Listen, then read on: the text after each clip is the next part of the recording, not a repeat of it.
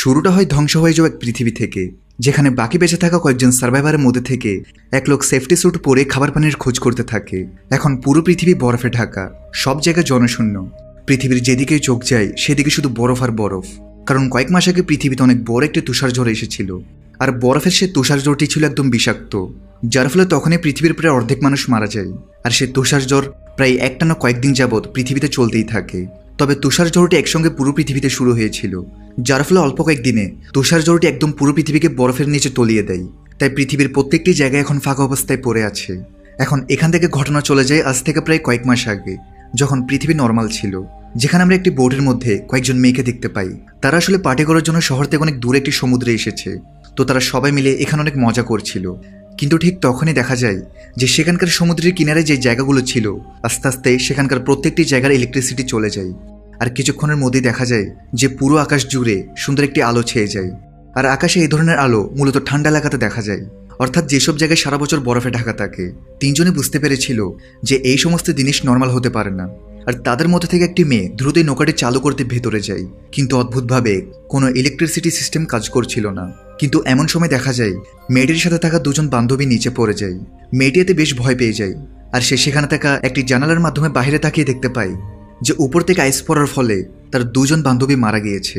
এখন এই ঘটনার কয়েকদিন পর আমরা স্পেনের একটি দৃশ্য দেখতে পাই, যেখানে স্পেনের মানুষেরা আন্দোলন করছিল, কারণ সেদিন রাতে পুরো শহরে ইলেকট্রিসিটি চলে যাওয়ার পর থেকে এখনও দেশের ইলেকট্রিসিটি স্টেবল ছিল না। তারা তাদের প্রয়োজনের তুলনায় অনেক কম ইলেকট্রিসিটি পাচ্ছে। আর তাদের এই আন্দোলনের ফলে রাস্তাতে অনেক জ্যাম লেগেছিল। তো এখানে একটি গাড়িতে আমরা জোয়ান নামের এক ব্যক্তিকে দেখতে পাই। জোয়ান তার ওয়াইফ এবং তার মেয়েকে তাদের বাড়িতে ড্রপ করে দেওয়ার পর সে আজকে তার পুরনো কিছু বন্ধুদের সঙ্গে একটি পার্টি করতে যাচ্ছিল। তবে রাস্তাতে অনেক জ্যাম থাকার কারণে তার সেখানে পৌঁছাতে লেট হয়ে যায়। এরপর সে কোনো মতে তার অ্যালফ্রেডো নামক এক বন্ধুর বাড়িতে আসে, যেখানে তার বাকি বন্ধুরা অলরেডি চলে এসেছিল। আর তারা সবাই মিলে এখানে টিভিতে একটা নিউজ দেখছিল যে হঠাৎ একটি কারখানায় আগুন লাগার কারণে সেখানকার বিষাক্ত গ্যাস লিক হয়ে গিয়েছে, এবং যদি সেই গ্যাস বেরিয়ে আসে তাহলে খুব বিপজ্জনক হতে পারে। জোয়ান বলে যে তাদের এই নিউজে মনোযোগ দেওয়া উচিত নয়, এবং চার বন্ধুই গেমস খেলতে শুরু করে। শীঘ্রই তাদের বোতলটি চলে আসে। তবে তাদের মধ্যে থেকে কেউই জানতো না যে আজকের পর পুরো পৃথিবী বদলে যাবে। হঠাৎ জেনারেটর বন্ধ হয়ে যায়। ঠিক তখনই সেখানে অ্যানা নামক একজন মহিলা এসে চিৎকার করে ওঠে, যে কিনা ছিল অ্যালফ্রেডোর ওয়াইফ। কারণ সেই বাইরে তাকিয়ে দেখতে পাই যে সেই ডেলিভারি ম্যান সেখানে মরে পড়ে আছে। অ্যানার চিৎকার শুনে জোয়ান এবং তার বাকি বন্ধুরা সেখানে চলে আসে। আর তারা দেখতে পায় যে সত্যি সত্যি লোকটা মারা গিয়েছে, আর তার শরীরের উপর আকাশ থেকে বরফ পড়ছে। সবাই অবাক, কারণ তাদের শহরে কোনোদিনও এর আগে বরফ পড়েনি, এমনকি তাদের এই অঞ্চলে বরফ পড়ার কথাও না। তাছাড়া এখন চলছে গ্রীষ্মকাল। তাই এইসব কিছু দেখে তারা সবাই বুঝতে পারে যে এই বরফটি কোনো নর্মাল বরফ নয়, কারণ এর প্রভাবে মানুষ মারা গিয়েছে। এই বরফের মধ্যে নিশ্চয়ই কোনো বিষক্রিয়া রয়েছে। তাই অ্যানা তখন দ্রুত সবাইকে বলে যে তাদের বাড়ির দরজা জানালা এবং যত ক্র্যাক রয়েছে সে সব কিছু যেন বন্ধ করে দেয়, যাতে করে কোনোভাবেই বিন্দুমাত্র বরফ বাড়ির ভেতর আসতে না পারে। তাই তারা সবাই বাড়ির প্রত্যেকটি ট্র্যাককে সিল করে দিচ্ছিল। তবে অ্যালফ্রেডো ছাড়া তার যে বাকি বন্ধু ছিল তারা সবাই এখন তাদের পরিবার নিয়ে দুশ্চিন্তা করছিল, কারণ তাদের পরিবার এখন বাড়িতে একা। আর সবচেয়ে ভয়ানক ব্যাপার হচ্ছে যে এখন তাদের ফোন এবং কম্পিউটার কিছুই কাজ করছিল না। তাই তাদের একসাথে যাকে বাকি সবাই থামানোর চেষ্টা করছে সে বাইরে বিপদ থাকার সত্ত্বেও একটা কোট মাথায় দিয়ে বাইরে বের হয়। তার মনে হয়েছিল এটা করার ফলে সে সেফ থাকবে, কিন্তু যখনই সে বাইরে বের হয় তখন সে পড়ে যায়। ভেতরে তিন বন্ধু তাকে এভাবে মরতে দেখে অনেক কষ্ট পায়। এখন সবাই ঘাবড়ে যায়। কিছুক্ষণ পর তারা এই পরিস্থিতি মেনে নেয়। ধীরে ধীরে পুরো শহর সাদা তুষারে ঢেকে যায়। এতে কোনো সন্দেহ নেই যে যারা রাস্তায় ঘুরছে তারা সবাই মারা গিয়েছে। তখনই হঠাৎ নিচ থেকে কিছু কড়া নাড়ার শব্দ আসে। সবাই হারিকে নিয়ে নিচে দেখতে যায়। সেখানে গিয়ে তারা জানতে পারে কেউ দরজার ওপার থেকে সাহায্যের জন্য ডাকছিল। বাড়ির মালিক বলেছিল এই দরজাটা সোজা গ্যারেজের দিকে খোলে, এটা সাধারণত ব্যবহার করা হয় না। তবে তারা দরজাটার চাবি পাচ্ছিল না, তাই অবশেষে তারা সিদ্ধান্ত নেয় তারা দরজাটা লক ভেঙে ফেলবে। একটা হাতুড়ি নিয়ে তারা এটাই করে। আর তখনই বাহির থেকে একটা মেয়ে ভিতরে আসে, যে কিনা আসলে ডেলিভারি গার্ল ছিল। আসলে তার সাইকেল নষ্ট হয়ে গিয়েছে, যার কারণে সেই গ্যারেজের মধ্যে ঠিক করতে এসে যখনই বের হতেই যাচ্ছিল তখন সেই সময় বরফ পড়া শুরু হয়। আর যখন সে গ্যারেজে কাজ করা লোকটার গায়ে বরফ পড়ার কারণে সে মারা যায়, তখন সে বুঝতে পারে যে বরফের মধ্যে বিষাক্ত কোনো কিছু রয়েছে, এবং তৎক্ষণাৎ সে গ্যারেজে থাকা একটা প্লাস্টিক শিট গায়ে দিয়ে নেয়, যার ফলে গ্যারেজে বরফ ঢুকলেও সে বেঁচে যায়। এখন জোয়ানের মাথায় একটা বুদ্ধি আসে। সে চিন্তা করে যে সে ওই মেয়েটির মতোই তার বাড়িতে যাবে, কারণ তার ওয়াইফ এবং মেয়ের জীবন এখন অনেক ঝুঁকিতে রয়েছে। আর মেয়েটিকে দেখে তারা তো বুঝতেই পেরেছে যে শরীর ঢেকে রাখতে পারলে তারা সুরক্ষিত থাকবে। তাই জোয়ান তখন অ্যালফ্রেডোর গ্যারেজের একটি গাড়ি স্টার্ট করতে যায়। তবে গ্যারেজে থাকা প্রত্যেকটি গাড়ি খারাপ ছিল, তাই তাকে এখন পায়ে হেঁটেই যেতে হবে, কারণ গতকাল রাতে সে যে গাড়িটি নিয়ে এসেছিল তা সে এখান থেকে দূরের একটি গ্যারেজে রেখে এসেছে, যেখানে যাওয়া এখন তার পক্ষে সম্ভব নয়। অ্যালফ্রেডা তখন জোয়ানকে ভেতরে নিয়ে যায়, আর তারা সবাই মিলে জোয়ানকে পুরনো কিছু জিনিসপত্র দিয়ে একটি সেফটি স্যুট তৈরি করে দেয়, সাথে একটি গ্যাস মাস্কও পরিয়ে দেয়, যাতে করে নিঃশ্বাসের মাধ্যমে তার ভেতর বিষাক্ত গ্যাস ঢুকতে না পারে। এরপর যখন বাইরে একটু ভোরের আলো ফোটে, তখন জোয়ান তাদের কাছ থেকে বিদায় নিয়ে বাইরে পা রাখে, আর তার উপর অল্প করে স্নো পড়তে শুরু করে। তবে সৌভাগ্যবশত দেখা যায় যে জোয়ানের সেই সেফটি স্যুট কাজে এসেছে, অর্থাৎ এই স্যুটটির জন্য সেই বিষাক্ত স্নোফলের হাত থেকে বেঁচে যায়। সবাই স্বস্তির নিঃশ্বাস নেয়। তারপর জোয়ান সবাইকে বাহির থেকে ইশারা দিয়ে বলে যে সে তার ওয়াইফ এবং মেয়েকে নিয়ে আবার ফিরে আসবে। এরপর তারা সবাই মিলে কোনো সুরক্ষিত জায়গায় চলে যাবে। এটা বলে জোয়ান সেখান থেকে চলে যায়। আর পরিস্থিতি দেখে সে একদম অবাক হয়ে যায়, কারণ এক রাতের মধ্যে সবকিছুর জন্য একদম ধ্বংস হয়ে গিয়েছে। রাস্তাঘাটে মানুষ তো দূরের কথা, জীবিত কোনো পশু প্রাণীও নেই। তাপমাত্রা আরও কমে আসছিল। জোয়ানের কাপড়ও এই শীতকে হার মানাতে পারছে না। এমন হাড় কাঁপানো ঠান্ডা থেকে মুক্ত হতে সে দ্রুত তার মেয়ের ঘরে যাওয়ার সিদ্ধান্ত নেয়। জোয়ান ম্যাপ বের করে এবং একটা শর্টকাট রাস্তায় হাঁটা শুরু করে। স্টেশনের পেছনের হলকে পার করার পর সে রেলওয়ে ট্র্যাকে হাঁটতে থাকে। কিন্তু এর পরের মুহূর্তে তার সামনে যার দৃশ্য ছিল তা দেখে তার হুঁশ উড়ে যায়। একটা ট্রেন ট্র্যাকের মাঝখানে থেমে আছে, আর চারপাশে বহু লাশ পড়ে আছে। আর সেই ট্রেনের মধ্যে অনেক মানুষ বন্দী অবস্থায় ছিল। হয়তো তারা ট্রেনে থাকাকালীন সময় স্নোফল পড়তে শুরু করেছিল। তারা নিজেদেরকে ট্রেনের বগির মধ্যে লক করে রেখেছে, এবং তারা চাইলেও এখন আর বাইরে বেরিয়ে আসতে পারছে না, কারণ বাইরে আসলে তারা মারা যাবে, আর ভেতরে থাকলেও তারা না খেতে পেয়ে মারা যাবে। তাই তারা এখানে জোয়ানের কাছে সাহায্য চাচ্ছিল। জোয়ান তখন ট্রেনের ভেতরে চলে যায়, আর তাদের সবাইকে একটি পানির বোতল দিয়ে বলে যে তার কাছে এখন আর কিছুই নেই। সে চেষ্টা করবে তাদের জন্য কোনো সাহায্য নিয়ে আসা, ততক্ষণ পর্যন্ত তারা যেন ভুল করেও বাইরে বের না হয়। এরপর জোয়ান হাঁটতে হাঁটতে অবশেষে বিল্ডিং এসে পৌঁছায়, যেখানে অনেক মানুষের লাশ পড়ে আছে। তবে সৌভাগ্যবশত অনেকেই বুঝতে পেরেছিল যে বরফের কারণে মানুষ মারা যাচ্ছে, তাই তারা সময় মতো নিজেদেরকে সুরক্ষিত করে রাখতে পেরেছিল। এবার জোয়ান তাড়াতাড়ি করে 10 নম্বর ফ্লোরে চলে আসে, আর দ্রুত তাদের অ্যাপার্টমেন্টে চলে যায়, যেখানে তার ওয়াইফ ইলারা ছিল। জোয়ানকে জীবিত দেখতে পেয়ে সে অনেক খুশি হয়ে যায়। কিন্তু জোয়ান এখানে জানতে পারে যে তার মেয়ে ক্লারা বাড়িতে নেই, কারণ গতকাল রাতে সে তার বান্ধবীর সঙ্গে একটি পার্টি করতে গিয়েছিল। এটা শুনে জোয়ান রেগে যায়। তবে এর চেয়ে খারাপ খবর হলো ইলারা ক্লারার বান্ধবীর ঘরের অ্যাড্রেস জানে না। জোয়ান সিদ্ধান্ত নেই সে সোজা ক্লারার স্কুলে যাবে। হয়তো সেখানে সব ছাত্রছাত্রীর অ্যাড্রেস থাকবে, কিন্তু যখনই সে দরজা খোলে তখন দেখে যে আশেপাশের সব প্রতিবেশীরা তাদের দরজার সামনে দাঁড়িয়ে আছে। আসলে জোয়ানের বরফ থেকে বেঁচে থাকার ব্যাপারটা জানাজানি হয়ে গিয়েছে। সবাই মনে করেছে যে জোয়ানের কাছে কোনো বিশেষ ইমিউনিটি আছে। তবে জোয়ান বোঝায় সে শুধু গ্যাস মাস্ক ইউজ করেছে। তখন এক লোক এসে তার মাস্কটাই চাই, কারণ এই বিল্ডিংয়ের এক মহিলা নিরাশ হয়ে নিজেকে শেষ করে দিয়েছে, আর সে পানির কল ছেড়ে রাখায় বিল্ডিংয়ের সব পরিষ্কার পানি শেষ হয়ে গেছে। তাই সবাই আশা করছে জোয়ানের মাস্ক এদের বাইরে গিয়ে পানি আনতে সাহায্য করবে। জোয়ান একটা মিথ্যা ওয়াদা করে ব্যাগ থেকে পিস্তল বের করে। কি মজা চলছে! সে আগে তার মেয়েকে বাঁচাতে চায়, তাই সে গান দিয়ে তাদের সবাইকে ভয় লাগায়। আর সে ইলারাকে নিয়ে দ্রুত সেখান থেকে দূরে পালিয়ে যেতে থাকে। কিন্তু সেই টাকাওয়ালা লোকটা, যার নাম চার্লি, তার কাছেও একটা গান ছিল। সে তখন তার সঙ্গীদের নিয়ে তাদের দুজনের পিছু করে। তবে জোয়ান কোনো মতে ইলারাকে নিয়ে নিচের ফ্লোরে চলে আসে, আর একটি অ্যাপার্টমেন্টে ঢুকে তারা সেখানকার দরজা লক করে দেয়। কিন্তু ততক্ষণে চার্লি এবং তার লোকেরাও এখানে চলে এসেছে, আর তারা তাদেরকে ধরার জন্য এখানকার দরজা ভেঙে ফেলছিল। জোয়ান এবং ইলারা এতে অনেক ভয় পেয়ে যায়, আর তারা দুজন মিলে দ্রুত সেখানে প্লাস্টিক এবং মাস্ক খুঁজতে থাকে। কারণ জোয়ানের কাছে শুধুমাত্র একটি সেফটি স্যুট এবং মাস্ক ছিল, তাই তাদের এখন আরও একটি সেফটি স্যুটের দরকার, যেটা তাদেরকে বানিয়ে নিতে হবে। কিন্তু এই অ্যাপার্টমেন্টের ভেতর তেমন কিছুই ছিল না।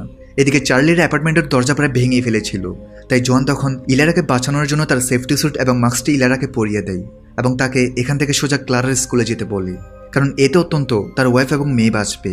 যদিও ইলারা তাকে ছেড়ে কোনোভাবেই যেতে চাইছিল না, কিন্তু জোয়ান তাকে বলে যে তাদের মেয়ের জন্য তাকে এখান থেকে যেতেই হবে।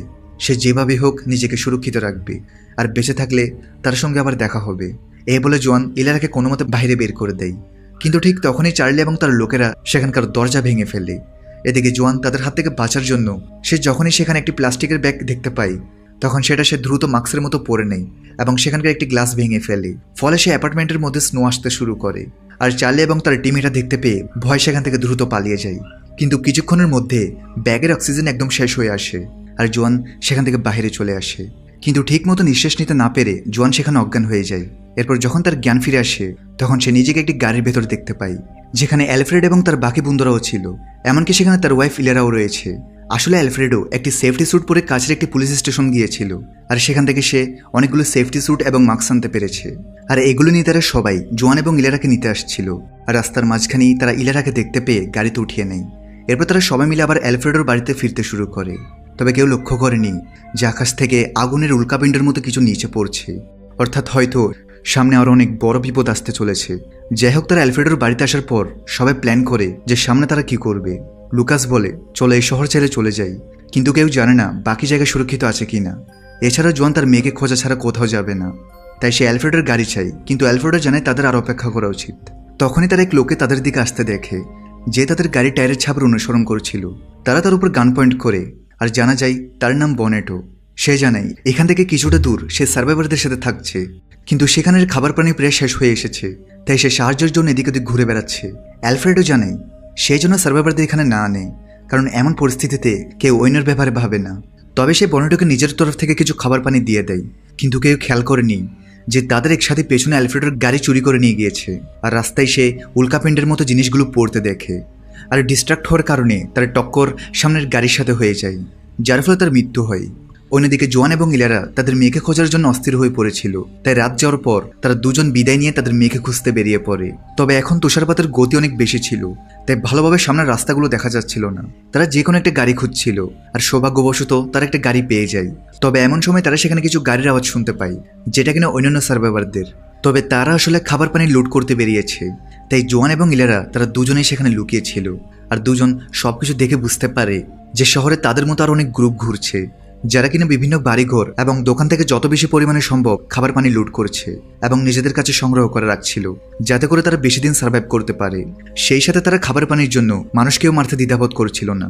কিছুক্ষণ চুপ করে বসে থাকার পর তারা দেখে যে সেই টিমের সবাই সেখান থেকে চলে গেছে, আর জোয়ান এবং ইলারা তখন সোজা তাদের মেয়ের স্কুলে চলে আসে।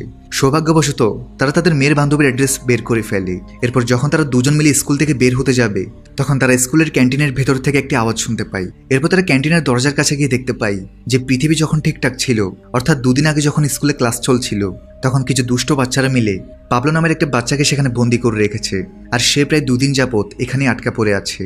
তবে ক্যান্টিনে থাকার কারণে তার খাবার পানির তেমন অসুবিধা হয়নি। সো জোয়ান তাকে শান্ত করে সব খুলে বলে যে কিভাবে পৃথিবী আগের মতো নেই, সবকিছু ধ্বংস হয়ে গেছে।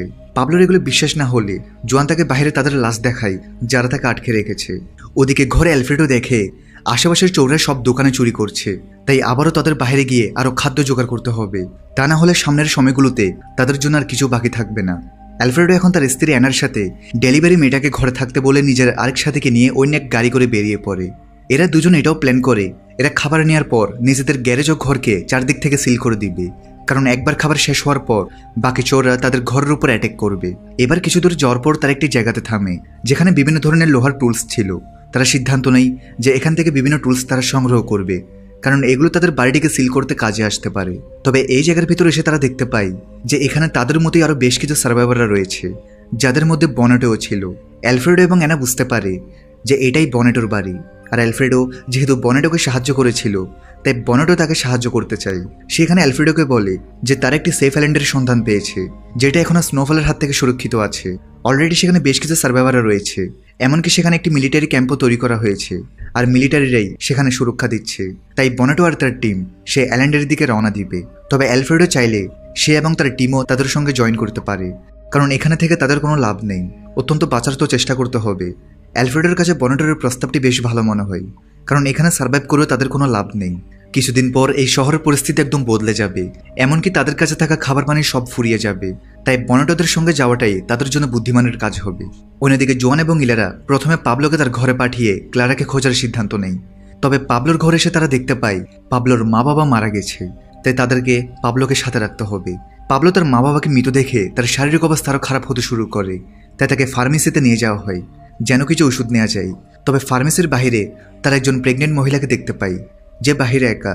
জোয়ান তাকে ভেতরে আসতে দেয়, তবে এটা একটা ট্র্যাপ ছিল, আর সেই মহিলার সাহায্যে অনেক লোক ফার্মেসিতে ঢুকে জোয়ান থেকে তার গাড়ি চাবি নিয়ে নেয়, আর তাকে ইলারের সাথে বাথরুমে বন্ধ করে দেয়। এরপর যখন সে চোরা চলে যায়, তখন পাবলো দুজনকেই বাইরে বের করে। ওদিকে ঘরে অ্যালফ্রেডো তার স্ত্রীর পরামর্শ নেয় যে তাদের আইল্যান্ডে যাওয়া উচিত কিনা। অ্যানা রাজি ছিল, কারণ এখানে শীঘ্রই মানুষ খাবারের জন্য হত্যাযজ্ঞ চালাবে। তাই অ্যালফ্রেডো সেই দ্বীপের ব্যাপারে সঠিক তথ্য জানার জন্য বাড়ির সমস্ত রেডিওগুলোকে অন করার চেষ্টা করে, কিন্তু কিছুতেই কোনো লাভ হয় না। অ্যালফ্রেডো বাড়ির ছাদের উপরে গিয়ে সেখানকার অ্যান্টেনাও ঠিক করে, কিন্তু এতে কোনো লাভ হয় না। এরপর অ্যালফ্রেডো তাদের কম্পাসগুলো চেক করে, যেটার মাধ্যমে তার আইল্যান্ডের দিকে যেতে পারবে, কিন্তু এখন কোনো কম্পাসও কাজ করছিল না। অন্যদিকে জোয়ান, ইলারা এবং পাবলো এখন পায়ে হেঁটেই রাস্তা পার করছিল। সৌভাগ্যবশত তাদের সেফটি স্যুটের কারণে কোনো ক্ষতি হচ্ছিল না, তবে তাদের তিনজনেরই অনেক বেশি ঠান্ডা লাগছিল, আর এখনও তাদেরকে অনেকটা রাস্তা পায়ে হেঁটেই পার করতে হবে। এই জন্য জোয়ান যখন সেখানে একটি গাড়ি দেখতে পায় তখন সে সেই গাড়িটিকে লুট করার সিদ্ধান্ত নেয়। কিন্তু গাড়িটির কাছে যাওয়ার পর সে দেখতে পায় যে একটি পরিবার তাদের ছোট্ট একটি মেয়েকে নিয়ে বাঁচার চেষ্টা করছে। তাই জোয়ান আর এই খারাপ কাজটি করতে পারে না। আসলে জোয়ানের পক্ষে কোনো অন্যায় কাজ করা সম্ভব ছিল না। তাই জোয়ান ইলারা এবং পাবলোকে নিয়ে আবার হাঁটতে শুরু করে। এরপর এক পর্যায়ে তারা সেই ট্রেনের কাছে চলে আসে, যে ট্রেনের একটি বগির মধ্যে অনেকগুলো মানুষ বন্দী ছিল, কিন্তু এখন ট্রেনটির মধ্যে একজন মানুষও ছিল না। জোয়ান বুঝতে পারে যে হয়তো ক্ষুধা আর পিপাসার থেকে বাঁচার জন্য তারা বেরিয়ে গিয়েছে, আর রাস্তাতেই হয়তো তাদের মৃত্যু হয়েছে। সে নিজের পরিবারকে বাঁচা দিকে তাদের জন্য কিছুই করতে পারেনি, কিন্তু এমন পরিস্থিতিতে তার কিছুই করার ছিল না। এরপর জোয়ান ক্লান্ত হয়ে ইলারা এবং পাবলোকে নিয়ে অ্যালফ্রেডোর বাড়িতে চলে আসে। আর এখানে সে তারা জানতে পারে যে অ্যালফ্রেড এবং বাকি সবাই একটি সেফ আইল্যান্ডের দিকে যাচ্ছে, কারণ এখানে থাকলে তাদের জীবনের ঝুঁকি রয়েছে। অ্যালফ্রেডো তখন জোয়ানকে বোঝায় যে অনেক হয়েছে, তার মনে হয় না যে এতক্ষণ পর্যন্ত তার মেয়ে বেঁচে আছে। তাই জোয়ান থেকে এখন তার মেয়েকে খোঁজা বন্ধ করা উচিত, তার উচিত তাদের সঙ্গে সেফ আইল্যান্ডে যাওয়া। কিন্তু জোয়ান এতে রেগে যায়, কারণ সেই তার মেয়েকে ছাড়া কোথাও যাবে না।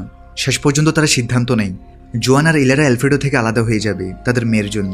তবে তারা কেউই জানতো না বাহিরে আর এক বড় বিপদ তাদের অপেক্ষা করছে। দেখা যায় সেই চোরা যখন তাদের চুরি করা জিনিস নিয়ে খুব খুশি ছিল, তখনই হঠাৎ তাদের গাড়ির উপর কোনো ধরনের শক্তিশালী ক্রিয়েচার আক্রমণ করে বসে, আর দুজনকেই সেখানে মেরে ফেলে। এখন এটা কি ছিল? এটা অনেক বড় রহস্য, যা আমরা পরে জানতে পারবো। এদিকে এই বিষয়ে ব্যাক খবর, জোয়ান আর ইলারা একটা পুরনো ফোন বই বের করে, কারণ ইন্টারনেট এখন কাজ করছে না, তাই তাদের পুরনো পদ্ধতি ইউজ করতে হবে। ওদিকে অ্যালফ্রেডো যাওয়ার আগে পাশের একটি স্টোর থেকে কিছু খাবার নিতে যায়, তবে ভেতরে তার থেকে খারাপ লাগছিল, কারণ সে তার ছোটবেলার বন্ধু জোয়ানকে ছেড়ে চলে যাচ্ছে। আর সে সিদ্ধান্ত নিয়ে ফেলে সে জোয়ানকে তার মেয়ের খোঁজার কাছে সাহায্য করবে। এরপর তারা সবাই মিলে আইল্যান্ডের উদ্দেশ্যে রওনা দিবে। তারপর জোয়ানের সাথে সবাই মিলে বেরিয়ে পড়ে। তবে রাতে যাওয়ার সময় রাস্তার মাঝখানে তার অনেক গাড়ি পড়ে থাকতে দেখে। আসলে রাস্তাটি ব্লক করা হয়েছে, আর এমনভাবে ব্লক করা হয়েছে যে রাস্তার অপর প্রান্তে কিছুই দেখা যাচ্ছিল না। এমন সময় সেখানে বেশ কয়েকটি মিলিটারি গাড়ি চলে আসে।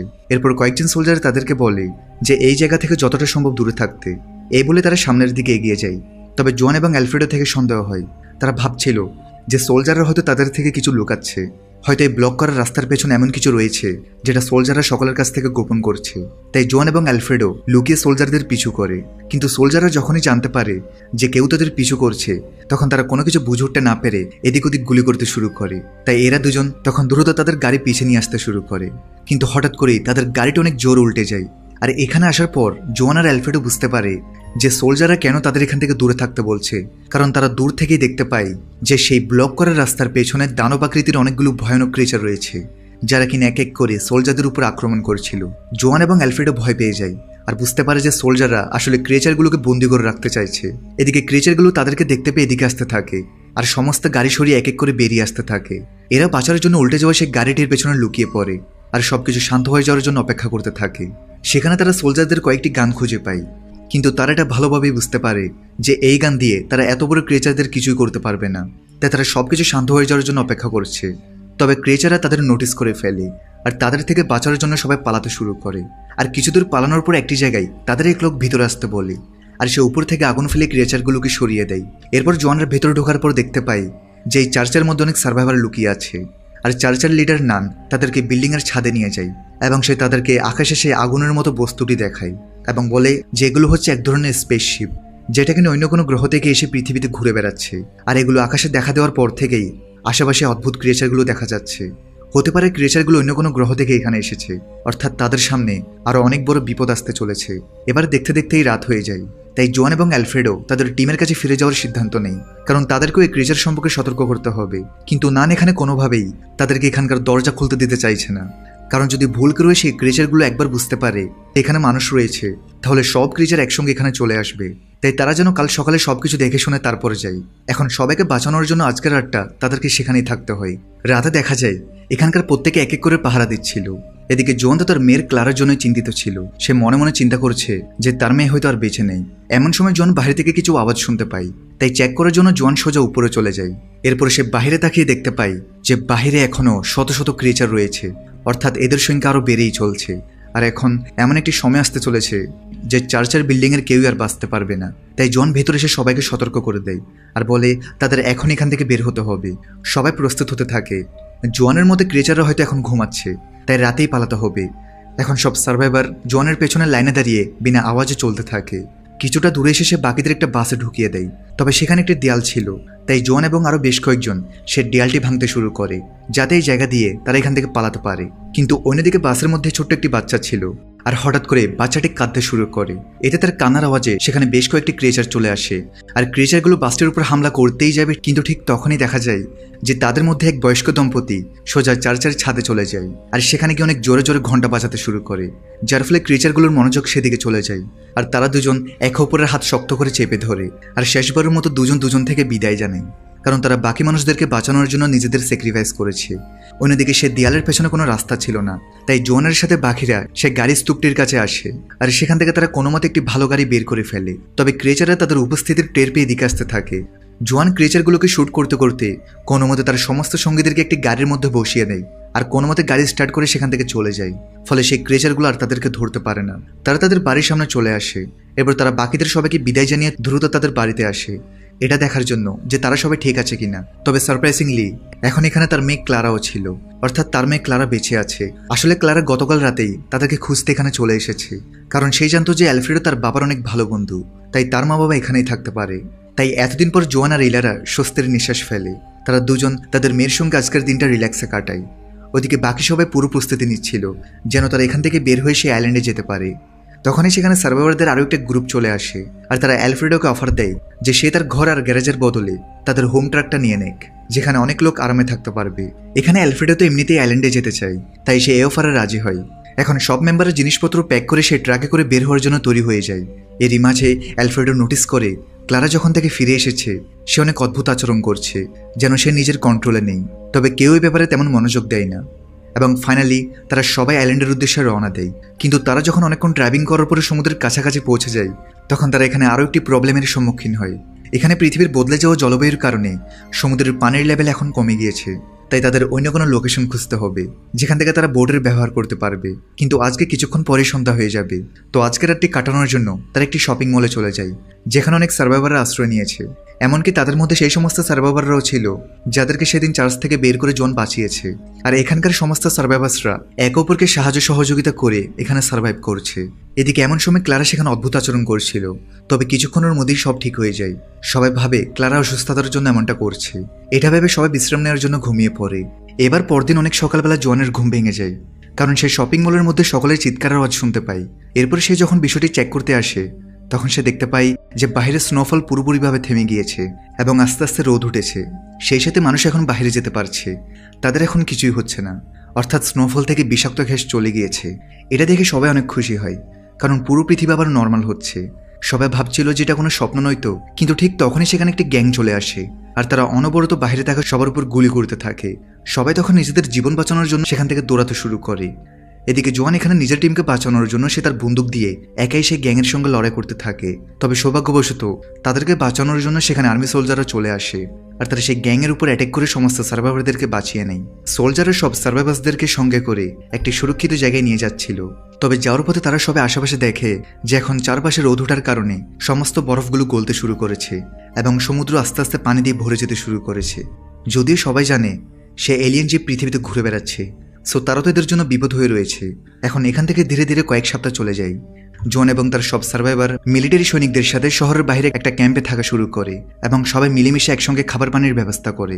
সেই সাথে সোলজাররা এখানে তাদেরকে মিলিটারি ট্রেনিংও দেয়, যাতে করে তারা সবাই মিলে সেই ক্রিয়েচারগুলোকে মারতে পারে এবং পৃথিবীকে সুরক্ষিত রাখতে পারে। অন্যদিকে এখন রেডিও সহ যত ইলেকট্রনিক ডিভাইস ছিল সবকিছুই আস্তে আস্তে কাজ করতে শুরু করেছে।